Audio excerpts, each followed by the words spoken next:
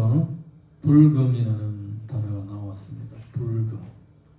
불금이라는 말, 불타는 금요일이라는 말입니다. 불타는 금요일. 그래서 직장인들이 금요일 일하고 퇴근할 때 서로 인사할 때에 불금이 되십시오. 이렇게 문자도 보내고 인사도 합니다. 불금이 되십시오. 불타는 금요일이 되십시오. 이렇게 얘기를 하는 것입니다. 무슨 불이 타는지 모르고 불쏘시개가 뭔지도 모르지만 아무튼 나름대로 그렇게 인사를 합니다. 사실은 진짜 누가 불금을 누리느냐? 예수 그리스도를 구주로 믿는 사람들에게는 진짜 불금입니다. 할렐루야. 성령의 불로 불태우는 금요일이기 때문입니다. 예수님이 성만찬 하실 때부터 심야기도회 아니면 또 철야기도회 이렇게 기도를 하셨는데 그 후에 그것이 교회의 전통이 되어서 금요일 밤이면 교회마다 기도의 불을 불태우는 것을 볼 수가 있었습니다. 우리가 교회 다닐 때만 해도 10시면 먼 데서 모여옵니다. 10시 모여와가지고 꼭 12시를 넘겨야 됩니다. 절대로 12시 전에 끝나는 법이 없습니다. 12시가 넘어야 기도가 끝나는 거예요. 왜냐하면 철야하기 때문에 철야. 밤을 세운다는 말입니다. 12시 넘지 않으면 밤을 세우지 않는 거예요. 그래서 10시에 와가지고 찬양을 한 반 시간 뜨겁게 하고 또 하나님의 말씀을 또 한 시간 정도 또 듣고 그 다음에는 쭉 기도를 합니다. 나중에 이제 차량 운행을 또 하거든요. 차량 운행하면 또 그 12시 넘었는데도 또 그곳마다 또 차를 가지고 또 다 보내주더라고요. 물론 우리가 살고 있는 농사하는 그 동네 말고 우리가 1년에 적어도 2번 이상을 가는 그 쌍합산 교회라고 도시교회입니다. 그 교회를 얘기하는 것입니다.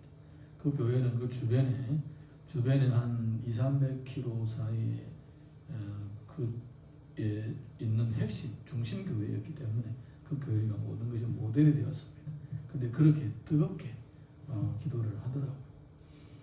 한국이나 중국에는 조선족들이나 똑같습니다. 그렇게 성경의 전통을 그대로 금요일을 기도로 불태우고 성령으로 불태웠던 것을 볼 수가 있습니다. 그래서 그때에 병자도 막 나는 일들로 일어났고 금방 예수님을 믿는 사람들이 기도하면 또 막 신이 원수가 나타나고 방언도 막 터지는 일들이 일어났던 것입니다.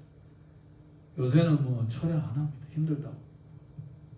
그래서 고쳐가지고 심야 깊은 밤까지 기도한다. 언제까지는 모르지만 그래서 우리도 시간을 8시에서 또 10시 안 되게 그렇게 마치도록 그렇게 시간을 정했습니다. 어쨌든 깊은 밤이든지 밤을 새우든지 밤이니까 성령으로 불태우는 기도로 불태우는 이 밤 되시기를 예수님 이름으로 축원합니다. 제가 중국에 있을 때에 어떤 한국 목사님이 오셨는데 다니면서 더 뜨겁게 또 기도도 하고 또 말씀도 선포했는데 자기의 간증을 얘기를 한 적이 있었습니다. 이분이 이제 한국에서 생활하다가 목사 안수 받고 그 다음에 그때는 중국이 아니고 다른 나라를 갔더라고요. 중동 어느 나라에 갔다고 근데 생각이 잘 안 납니다. 한 2년 3년 동안 이제 하고 있는데 선교를 하고 있는데 계속 좋지 않은 소문이 들어오는 거예요. 마누라가 바람을 피운다는 거예요. 감내사 그러겠나. 마누라도 다 예수님을 믿는 사람이고 그런데 또 목사 사모님인데 그래서 그냥 생각도 안 하고 그냥 있다가 또 집에 돌아갈 때가 돼가지고 집에 돌아갔는데 중동이 얼마나 위험한 곳입니까? 옛날과 지금과 똑같이 목숨을 걸고 선교를 하는 거죠. 그래서 이제 집에 돌아갔는데 근데 마누라가 집에 없는 거예요. 수소문을 해보니까 어느 모텔에 가 있는 거예요. 발견한 거예요, 진짜. 그래서 도끼를 들고 간 거예요. 장소를 찾아가지고 도끼를 들고 간 거예요. 그런데 둘이 있는데 도끼를 들고 들어가려고 했다가 하나님 앞에 기도하면서 포기를 했대. 집에 가서 마음을 가라앉히고 그냥 둘이 좋게 만나서 이혼 수속을 하고 끝냈다고 그러더라고요. 역시 목사님이 도끼를 들고 뛰어들어가서 누구를 찍었다면 그냥 뭐 세상의 법으로도 심판을 받겠거니와 그리고 또 하나님 앞에서도 책망을 받을 수도 있겠죠. 어쨌든 뭐 마음에 안 맞으니까 그렇게 마음에 안 맞아가지고 이렇게 될 정도니까 어쩔 수가 없는 거죠. 그래서 나중에 이제 마음을 추스리고 기도원에 가서 오랫동안 기도하고 있다가 중동에는 못 가고 중국에 같은 중자가 들어가면 되니까 중국 가든지 뭐 중동 오든지 그래서 중국에 왔다고 그런 간증했습니다. 그러면서 뭘 얘기하려고 했냐면 이렇게 질투를 그렇게 느꼈다는 겁니다. 살인을 하고 싶은 질투를 느꼈다는 겁니다. 그래서 자기는 성경에 이 하나님은 질투하시는 하나님이라는 것은 너무나도 잘 알고 있다는 거예요. 그래서 예수님을 믿을 때 절대 다른 신을 섬기지 말라. 하나님이 이렇게 도끼를 들고 가서 목을 칠 정도로 질투를 하신다. 그렇게 하시는 거예요. 그렇게 실감나게 말씀을 전했던 것을 들은 기억이 납니다. 사랑하는 성도 여러분, 하나님은 질투하시는 하나님이십니다.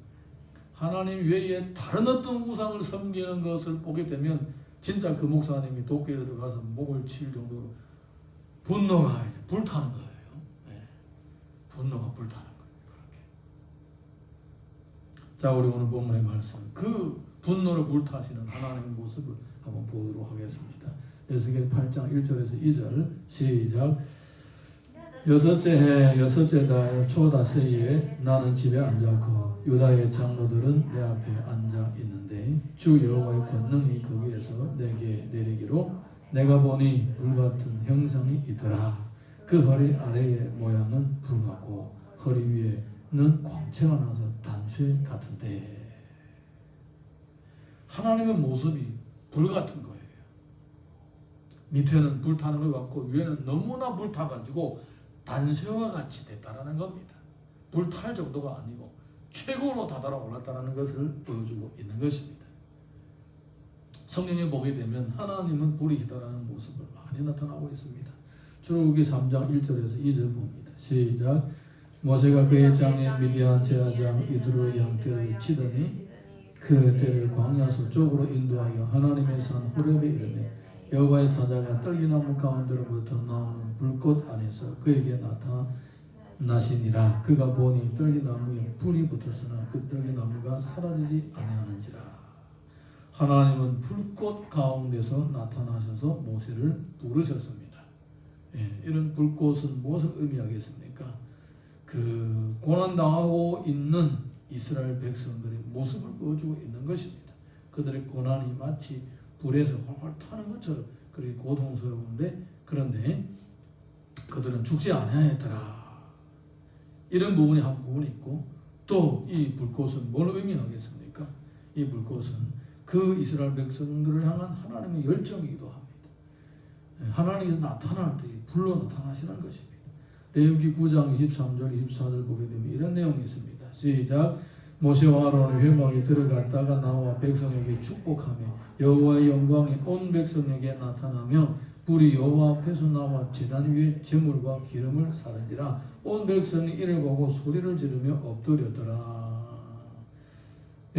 하나님 앞에 성막을 만들고 그리고 그 제단 위에다가 제물을 올려놨는데 저절로 불이 내려와가지고 여호와의 불이 내려와가지고 그 제물을 태운 것입니다. 할렐루야. 그래서 그 후부터 뭐 했느냐? 그 후부터는 그 불을 받아서 하늘에서 내려온 그 불이 꺼지지 않도록 계속 피워가면서 이 불로 모든 제사의 나무에다 불을 피웠던 겁니다. 그리고 이 불로 모든 향의 불을 태웠던 겁니다. 왜냐하면 이 불의 불씨 근원은 사람이 불을 만들어낸 것이 아니라 여호와께서 내리신 불이기 때문입니다. 이 불은 곧 여호와께서 임재하신다라는 증거입니다. 여호와께서 임재하신다는 증거. 하나님께서 우리 가운데 임재하실 때에 뜨거운 불처럼 그러니까 열정을 가지고 우리 가운데 오시는 것입니다. 그래서 그 정도로 뜨거운 불이 타오르는 것처럼 그렇게 뜨거운 열정으로 우리를 사랑하시는 것입니다. 할렐루야. 그리고 레위기 10장 보게 되면 또 이런 내용도 있습니다. 시작. 아론의 아들 나답과 아비후가 각기 향료를 가져다가 여호와께서 명령하지 아니하신 다른 불을 담아 여호와 앞에 분향하더니 불이 여호와 앞에서 나와 그들을 삼키매 그들이 여호와 앞에서 죽은지라. 아론의 아들 나답과 아비후는 그 여호와의 불을 가지고 제단에 분향하지 않음으로 인해서 여호와의 불이 직접 내려와서 그들을 태워버렸습니다. 이것은 뭘 보여주는 것입니까? 여호와의 불은 때로는 불경한 자들을 삼키기도 합니다. 그러니까 하나님을 경외하지 않는 자들을 향한 주님의 마음은 이렇게 분노로 불타오른다 이 말입니다. 심지어 어떤 신학자는 성경을 보게 되면, 특별히 구약 성경을 보게 되면 하나님은 너무나도 과격하신 분이다 이렇게 표현하기도 합니다. 하나님은 그 정도로 과격하시다라는 겁니다. 백성들이 임할 때도 뜨거운 불로 임하시고 막 뜨거운 열정으로 사랑하시고, 또 누가 죄를 지었으면 막 불로 태워버리고 삼켜버리고 불로 막 심판하시고, 이 성격이 우락부락하시는 진짜 불같은 성격 가지고 있는 그런 하나님이다, 과격하신 하나님이다 뭐 이렇게 표현하기도 합니다만, 그 사람 조심하셔야 될 것 같아요. 그것도 역시 하나님의 향한 불경이라고 할 수도 있습니다. 하나님께서 이렇게 자신의 모습을 표현하는 것은 하나님을 경외하지 않거나 또 죄를 짓는 것에 대한 심각성을 보여주는 것입니다. 할렐루야. 그래서 성경에서는 하나님을 경외하라고 계속 얘기를 하고 있는 것입니다. 자, 이어서도 민수기 11장 1절에서 3절 봅니다. 시작. 여호와께서 들으시기에 백성이 악한 말로 원망하며 여호와께서 들으시고 진노하사 여호와의 불을 그들 중에 붙여서 진영 끝을 사르게 하시며 백성이 모세에게 부르짖음으로 모세가 여호와께 기도하니 불이 꺼졌더라. 그곳 이름을 다베라라 불렀으니 이는 여호와의 불이 그들 중에 붙은 까닭이었더라. 이스라엘 백성들이 10가지 재앙을 통하여서 노예였던 자들이 자유인이 되어서 출애굽을 했습니다. 그리고 또 광야를 지내면서 시내산에서 또 하나님을 체험하고 많은 기적들을 체험하는데도 불구하고 계속 하나님을 원망하고 모세를 원망하는 것입니다. 끊임없이 그들의 은혜를 체험하면 체험할수록 더더욱 완악해 가는 것만 같았습니다.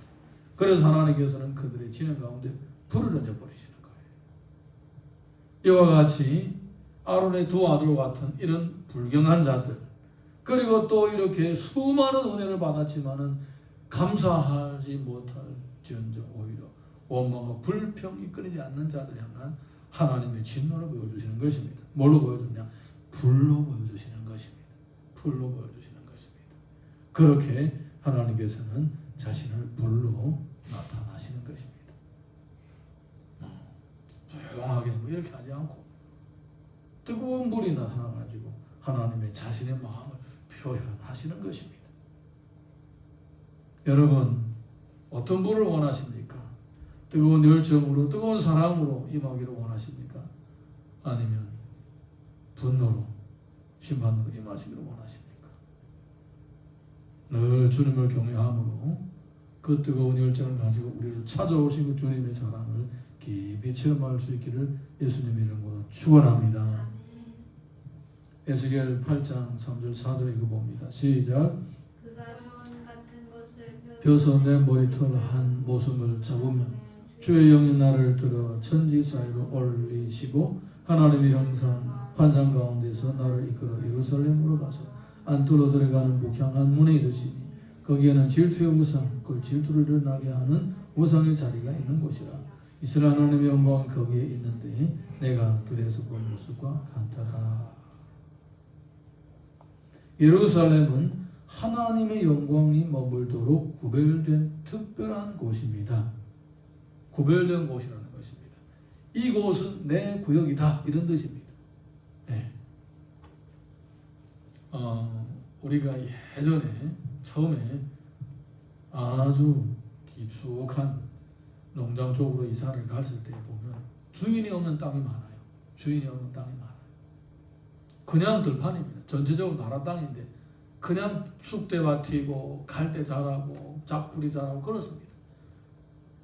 그래서 사람들이 트랙터를 몰고 가가지고 쫙 줄을 긋습니다. 쫙 줄을 그어서 놓습니다.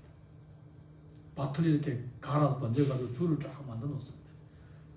그러면 다른 사람이 와서 그거 터치 안 합니다. 이거는 다른 사람, 주인이 있는 땅이다 이렇게 생각하고 터치하지 않습니다. 만약에 누가 와서 또 갈았다 그러면 싸움이 나는 거예요. 그래서 매년마다 가서 조금씩 갈아 놓는 거예요. 조금씩. 나중에 그것이 이제 자기의 땅이 되는 것입니다. 그렇게 습지, 황무지 그렇게 개간을 했던 그런 초창기가 있었습니다. 우리가 어릴 때만 해도 그런 땅들이 아주 많았습니다. 늪이 하나 자체가 주인이 없는 거예요. 울타리만 쳐놓으면 자기가 되는 그런 것들이 많았습니다. 여러분, 여호와께서 예루살렘을 줄쳐놓고 내 땅이다 이렇게 말씀하신 거예요. 할렐루야, 내 집이다 이렇게 말씀하신 것입니다. 그러면 어떤 신도 그 안에 들어오면 안 되는 거예요. 어떤 우상도 그 안에 들어오면 안 되는 거예요. 이미 주인이 있는데 어떤 놈이 정신없는 놈들 들어와가지고 감히 여호와 땅을, 여호와가 구별하신 도시를 자기 도시를 할 수가 있겠습니까? 이 예루살렘이 바로 그런 곳입니다. 열왕기상 8장 12절 보겠습니다. 시작. 제사장이 그 구름으로 말미암아 능히 서서 섬기지 못하였으니 이는 여호와의 영광이 여호와의 성전에 가득함이었더라. 예루살렘에다가 성전을 짓고 난 후에 하나님의 영광이 임하셔가지고 성전 안에 구름이 꽉 찬 거예요. 꽉 찬 거예요. 여호와의 영광이 임하는 것입니다. 그래서 이스라엘 백성들은 거기서 하나님을 찬양하고 경배하게 됩니다. 여호와께서 진짜 이 계시구나. 진짜 계시구나. 성전을 만든 노우지가 구름이 임하시고 이렇게 여호와께서 계시는구나. 그들이 깨달아진 겁니다. 자, 우리 이어서 이사야서 56장 7절 봅니다. 시작. 내가 곧 그들을 나의 성산으로 인도하여 기도하는 내 집에서 그들을 기쁘게 할 것이며 그들의 번제와 희생을 나의 제단에서 기꺼이 받게 되리니 이는 내 집은 만민이 기도하는 집이라 일컬음이 될 것임이라. 여호와의 영광이 머무는 그곳이 어떤 곳인가? 바로 백성들이 찾아와서 기도하고 기쁨을 되찾고 하나님과의 교제가 깊어지는 그런 곳이라는 것입니다. 하나님과 함께하는 기쁨을 만끽하는 그런 곳인 거예요. 예. 그런데 거기에 다른 것이 들어오면 되겠습니까? 안 되겠죠. 예. 열왕기상 8장 29절에서 30절 봅니다. 시작. 주께서 전에 말씀하시기를 내 이름이 거기에 있으리라 하신 곳 이 성전을 향하여 주의 눈이 주야로 보시오며 주의 종이 이곳을 향하여 비는 기도를 들으시옵소서. 주의 종과 주의 백성 이스라엘이 이곳을 향하여 기도할 때에 주는 그 간구함을 들으시되 주께서 계신 곳 하늘에서 들으시고 들으시사 사하여 주옵소서. 심지어 이곳에 와서 기도하지 못할지라도 먼 이방 나라에서 이곳을 향하여 기도해도 하나님께서 또 그 기도를 들어주신다는 것입니다. 예, 그 정도로 그곳은 경건한 곳이고 하나님 임재하시는 대표적인 곳이라는 것입니다. 그러니까 하나님이 어디 계시느냐 하면 저기 저 예루살렘 있는 곳을 가르쳐 저기라고 하는 거예요. 그리고 기도할 때도 집 질 때도 창문이 그쪽을 향하여 짓는 거예요. 창문이 그쪽을 향하여 짓는 거예요. 이 얘기를 하니까 또 농장 얘기 생각나는데 우리가 농사를 농사하러 갔던 제가 17살 때 우리가 이사 가서 농사할 때 그곳 보게 되면 그곳에 이제 이제 정부 소재지가 있고 그 소재지에 속한 작은 또 이런 정부 소재지가 있어요. 전체가 8개가 있습니다. 근데 이 8개가 어떻게 분포되어 있느냐? 이 중앙에 이 정부 소재지가 있고 나머지 8개는 동서남북 그 다음에 동남 동북 서남 서북 이렇게 8개가 쫙 있는데 집을 지을 때 그 지방에 있는 지역에 있는 그 정부 소재지의 대문이 전부 다 어디로 향해 있느냐? 중앙에 있는 그 정부 큰 정부의 소재지에 그곳을 향하여 다 정문이 있는 거예요. 저는 그것을 보고 진짜 놀랐습니다. 야, 이렇게도 하고. 근데 신기한 것은 우리 한번 생각해봐요. 만약에 겨울에 북풍이 제일 많이 부는데 우리가 정부 소지 남쪽에서 정문이 북쪽으로 향한다 합시다. 그러면 얼마나 춥겠어요. 그럼에도 불구하고 집을 다 그렇게 지었다라니까요. 예, 우리가 확인을 했습니다. 진짜 그렇게 지었더라. 지금은 모르겠는데 그때는 그렇게 지었어요. 그 정도로 중앙 집권, 강력했던 그런 곳들이었습니다. 신기했습니다. 여러분, 이스라엘 사람들이 그런 거예요. 집을 지어도 창문이 자기 고향이 있는 그쪽을 향해 창문이 열면 그쪽을 향하도록 하는 거예요. 그래서 다니엘을 보게 되면 다니엘이 기도할 때마다 예루살렘 있는 곳을 향해 창문을 열고 기도했다고 하는 거예요. 사랑하는 성도 여러분, 그렇게 그 정도로 하나님이 계시는 곳은 온 천하 만민에게 다 알려지도록 구별된 곳입니다. 하나님은 단지 이 조그마한 땅덩어리 하나님이 아니시고 온 천하의 하나님이신 거예요. 그리고 그 하나님은 바로 이 구별한 이곳이 예루살렘에 계신다라는 겁니다. 그러면 이 예루살렘에 다른 신이 들어오면 절대로 안 되겠죠. 절대로 안 되겠죠. 시편 79편 1절 봅니다. 시작. 하나님이여 이방 나라들이 주의 기업의 땅에 들어와서 주의 성전을 더럽히고 예루살렘이 돌무더기가 되게 하였나이다. 그런데 그들이 결국은 예루살렘에다가 다른 신을 끄집어 들어오고 난 후에 여호와께서는 버리고 간 거예요. 그 예루살렘은 버리고 가신 거예요. 그래서 예루살렘은 황폐하게 돼요. 이방인들에게 짓밟히는 그런 땅이 되었던 것입니다. 그 모습을 계속해서 보여주고 있습니다. 에스겔 8장 5절에서 6절 이거 봅니다. 시작. 그가 내게 이르시되 인자야 이제 너는 눈을 들어 북쪽을 바라보라 하시기로 내가 눈을 들어 북쪽을 바라보니 제단문 어귀 북쪽에 그 질투의 우상이 있더라. 그가 또 내게 이르시되 인자야 이스라엘 족속이 행하는 일을 보느냐. 그들이 여기에서 크게 가증한 일을 행하여 나로 내 성소를 멀리 떠나게 하느니라. 나는 다시 다른 큰 가증한 일을 보리라 하시더라. 이 가운데 이미 가증한 우상, 질투를 일으키는 우상이 세워진 것입니다. 이어서 예레미야서 7장 30절에서 31절 봅니다. 시작. 여호와께서 말씀하실 유다 자손이 나의 눈앞에 악을 행하여 내 이름으로 일컬음을 받는 집에 그들의 가증한 것을 두어 집을 더럽혔으며 흰놈의 아들 골짜기에 또베 사당을 건축하고 그들의 자녀들을 불에 살랐나니 내가 명령하지 아니하였고 내 마음에 생각하지도 아니한 일이니라. 하나님의 집에다가 하나님께서 가장 싫어하는 우상을 갖다 놓은 거예요. 그러니까 하나님께서 어떻게 하시겠습니까? 하나님의 마음속에 질투의 불이 타오르지 않겠습니까? 스바냐 3장 8절 보게 되면 이런 기록이 있습니다. 시작. 나 여호와가 말하노라. 그러므로 내가 일어나 벌할 날까지 너희는 나를 기다리라. 내가 뜻을 정하고 나의 분노와 모든 진노를 쏟으려고 여러 나라를 소집하며 왕국들을 모으리라. 온 땅이 나의 질투의 불에 소멸되리라. 여기서 말하는 온 땅은 이스라엘 땅을 말하고 마땅히 하나님을 경외해야 될 사람들이 살아야 할 그곳에 우상을 갖든 세운 그곳을 얘기를 하는 것입니다. 기다리라. 내가 나라를 일으켜가지고 소멸시켜버리겠다.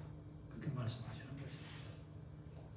출애굽기 10장 5절에서 6절 보게 되면 이렇게 기록되어 있습니다. 시작. 그것들에게 절하지 말며 그것들을 섬기지 말라.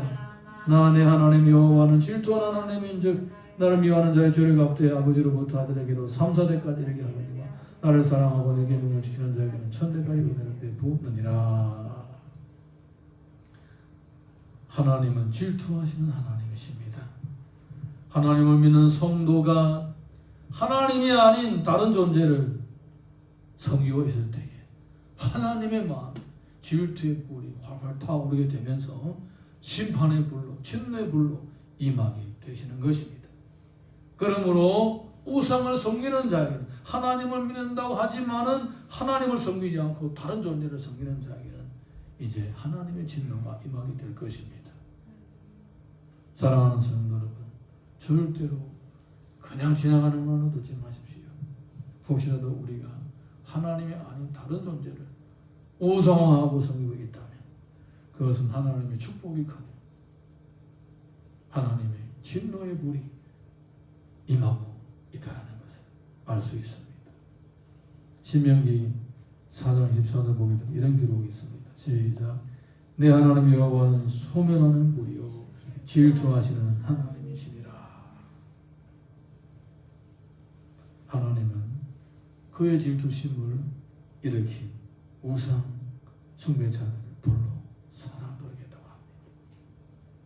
그 증인으로서 에스겔을 부르신 거예요. 증인으로서 봐라, 하나님께서 이유가 없이 저들을 불러 섬긴 것이 아니다. 저들은 마땅히 멸망을 받아야 할 존재들이기 때문에 그들에게 불이 임했다. 그렇게 하나님께서 에스겔을 미리 보내셔서 그들의 범죄하고 있는 그 추악한 모습을 미리 보게 하신 것입니다. 하나님을 찬양해야 되고 하나님 앞에 제사를 드려야 될 그곳에서 우상을 섬기고 있다라는 겁니다. 마치 어떤 부인이 마땅히 돌아올 자기 남편을 기다리고 있어야 되는데 이분 아저씨를 기다리고 있는 것처럼 똑같은 거예요.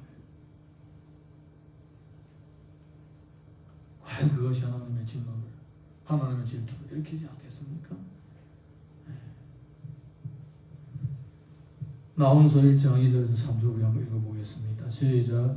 여호와는 질투하시며 보복하시는 하나님이시니라. 여호와는 보복하시며 진노하시되 자기를 거스르는 자에게 여호와는 보복하시며 자기를 대적하는 자에게 진노를 품으시며 여호와는 노하기를 더디하시며 권능이 크시며 벌받을 자를 결코 내버려두지 아니하시느니라. 여호와의 길은 효울의 바람과 광풍에 있고 구름은 그의 발이 티끌이로다. 하나님은 질투하시는 하나님이시며 보복하시는 하나님이십니다. 하나님을 믿는다고 하지만 하나님을 외면하고 잊어버리고 하나님을 하나님으로 섬기지 않는 자들에게는 보복하십니다. 마태복음 10장 37절에서 38절 보게 되면 이런 내용이 있습니다. 시작. 아버지나 어머니를 나보다 더 사랑하는 자는 내게 합당하지 아니하고 아들이나 딸을 나보다 더 사랑하는 자도 내게 합당하지 아니하며 또 자기 십자가를 지고 나를 따르지 않는 자도 내게 합당하지 아니하니라. 예수님께서는 더 확실하게 말씀해 주고 있는 것입니다. 어떻게 하는 것이 예수님을 따르고 예수님을 잘 믿는 것인지 여기에서 보여주고 있는 것입니다. 이것이 바로 신앙의 본질적인 가르침입니다. 할렐루야. 그 어떤 존재도 예수님의 자리를 대체할 수가 없습니다. 예수님을 섬겨야 하는 자리에다가 어떤 것을 올려놔도 안 됩니다. 심지어 부모도 안 되고 자녀도 안 되고 형제도 안 된다라는 거예요. 이렇게 성경에서는 극단적으로 표현하고 있습니다. 여러분, 하나님은 절대적인 분이십니다. 예수님도, 이위이신 성자 예수님도 절대적인 분이십니다. 어떤 것도 그 자리에 올려놓으면 안 됩니다. 그 자리에는 오직 그분이 계셔야 됩니다. 그 자리가 바로 우리 마음의 자리입니다. 할렐루야. 골로새서 3장 5절 이렇게 기록되어 있습니다. 시작. 그러므로 땅에 있는 지체를 죽이라. 곧 음란과 부정과 사욕과 악한 정욕과 탐심이니 탐심은 우상 숭배니라. 베드로전서 4장 3절 이렇게 기록되어 있습니다. 시작. 내가 음란과 정욕과 술 취함과 방탕과 희락과 무법한 우상 숭배를 하여 이방인의 뜻을 따라 행한 것은 지나간 대로 족하도다. 아멘. 지나온 세월들을 보라는 것입니다. 그렇게 죄에서 뒹굴면서 하나님이 아닌 다른 존재를 섬기면서 죄악 가운데서 쾌락을 즐겼던 세월, 지나간 세월로 족하다라는 것입니다. 이제는 종지부를 찍을 때가 왔다라는 거예요. 이제는 끝날 때가 됐다는 거예요. 아멘입니까? 그래서 우리 성경을 보게 되면 도끼가 나무 불에 놓였다는 말은 바로 그 말이에요. 더 이상 이제는 지체하면 안 된다는 것입니다. 이미 심판이 떨어지고 있는데 더 이상 옛날 그대로 그 모습 그대로 살면 안 된다고 말하고 있습니다. 여호수아서 24장 14절 말씀 읽겠습니다. 시작. 그러므로 이제는 여호와를 경외하며 온전함과 진실함으로 그를 섬기라. 너희의 조상들이 강 저쪽과 애굽에서 섬기던 신들을 치워버리고 여호와만 섬기라. 따라 하시겠습니다. 여호와만 섬기라. 여호와만 섬기라. 아멘입니까? 네. 우리 마음에 오직 여호와만 계셔야 됩니다. 이 시간 우리 같이 찬양 하나 부르고 기도하겠습니다.